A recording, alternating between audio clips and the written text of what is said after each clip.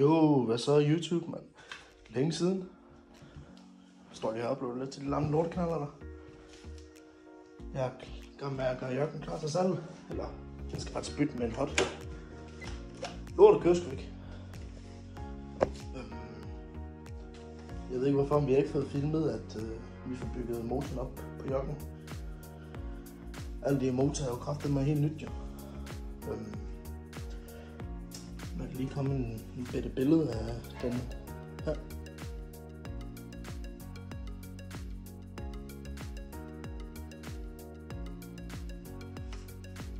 Jakken her, den kører 70 de første 3 km, efter den blev kørt varm. Og så dør lortet. Søden og alt er helt fint, det kommer nogle billeder på skærmen. Som I kan se, så alt er jo kraftigt med helt nyt over blok. Det eneste der ikke er nyt over det er tænding. Ellers er blokken faktisk helt. Det er så udstødning. Det er en udgået udstødning af DMP. Skide lækker udstødning. Svarer til en som jeg er.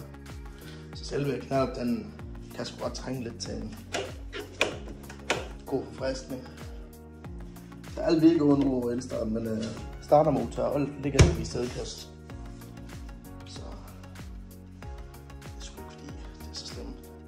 Der kan lige komme et billede af den jeg bytter mig til på skærmen.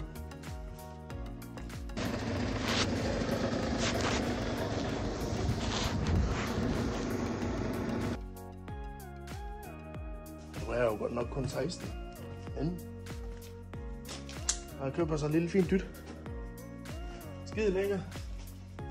2007 årgangen. Suzuki Swift har lige taget motorhjelm med. Den skal have skiftet toppakning. Motorhjelm og ja, så viser ligger her. Den har gået en toppakning. Heldigvis ikke kørt siden toppakningen gik. For 3.000. Det er særligt billigt. Det er sgu en fin lille bil. Skærm og alt muligt lort. Og genial gearstang. Det er der fint at sige, så den skulle jeg glad nok for. 3.000 ting, så var jeg fandme til. Det koster jo heldigvis ikke super meget for skifte sådan en toppakning. 1100 materialer og en helvedes masse tid. Så hvis I vil se mere med Jakken eller Suzuki'en, skriv det lige ned i kommentar. Der kommer nok en video op på lørdag i næste uge, hvor jeg var ude at bytte.